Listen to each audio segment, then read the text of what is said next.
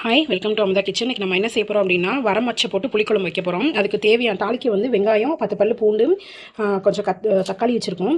அப்புறம் இது வதக்கி வச்சுருக்காங்க. தக்காளி ஒரு 4-5 தக்காளி, ஒரு 20 பல்லு சின்ன வெங்காயம், கொஞ்சம் 2 ஸ்பூன் மல்லித்தூள், 1 ஸ்பூன் மிளகாத்தூள், கொஞ்சம் சீரகம் போட்டு எண்ணெய் ஊற்றி வதக்கி வச்சுருக்காங்க. அவ்வளோதான், ஆற வச்சு இதை அரைச்சிடலாம். இதோட கொஞ்சம் தேங்காய் போட்டு அரைக்கணும்.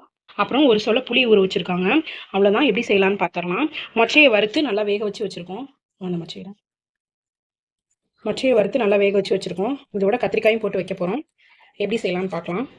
இப்போ வடசட்டி வச்சாச்சு. இப்போ கடலெண்ணெய் ஊற்றுறாங்க. 3 எண்ணெய் இந்த புளிக்குழம்புக்கு ஊற்றணும். கடலெண்ணெய், நல்லெண்ணெய், அப்புறம் விளக்கெண்ணெய். விளக்கெண்ணெய் சும்மா கொஞ்சமாக ஊற்றணும். அப்படி ஊற்றினோன்னா குழம்பு கொஞ்சம் எரிக்காமல் இருக்கும். கொஞ்சமாக விளக்கெண்ணெய் ஊற்றுறாங்க. ஒரு 2 டீஸ்பூன் கிட்ட நல்லெண்ணெய் ஊற்றிக்கோங்க.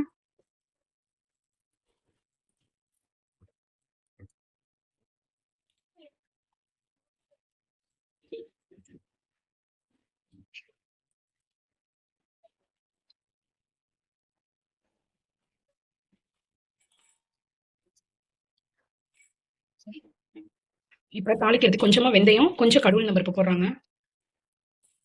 அவ்வளோதான், இது பொரிஞ்சு வரட்டும். இது பொரிஞ்சு வந்தோடனே நம்ம அந்த கட் பண்ணி வச்சிருக்க தக்காளி, பூண்டு, வெங்காயம் அதெல்லாம் போட்டுடலாம்.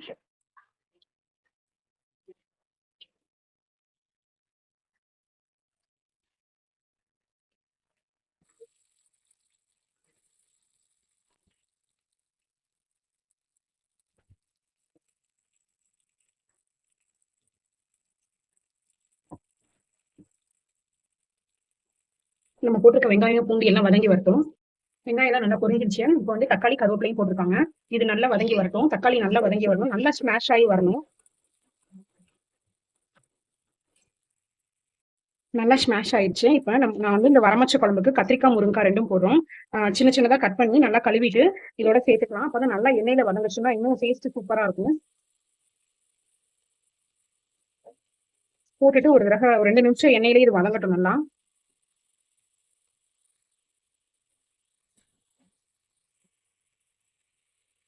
கத்திரிக்காய், முருங்கைக்காய் எல்லாம் நல்லா வதங்கிடுச்சு. இப்போ அவ்வளோதான். நான் சொன்னேன் தக்காளி, வெங்காயம் வதக்கி வச்சிருக்கேன். அதோட தேங்காய் போட்டு இந்த மாதிரி அரைச்சி குழம்பு மாதிரி கூட்டி வச்சுக்கிட்டேன். அந்த மாதிரி நம்ம புளி எல்லாமே முன்னாடியே அரைச்சி கூட்டி வச்சுக்கிட்டோம் அப்படின்னா, கூட்டி அப்பவே புளிப்பு உப்பெல்லாம் பார்த்துட்டோம் அப்படின்னா நம்மளுக்கு கொஞ்சம் கரெக்டாக இருக்கும். நான் அந்த மாதிரி தான் செய்வேன். நீங்க எப்படி செய்வீங்களோ அந்த மாதிரி செஞ்சுக்கோங்க. அவ்வளோதான், உப்பு எல்லாமே போட்டாச்சு.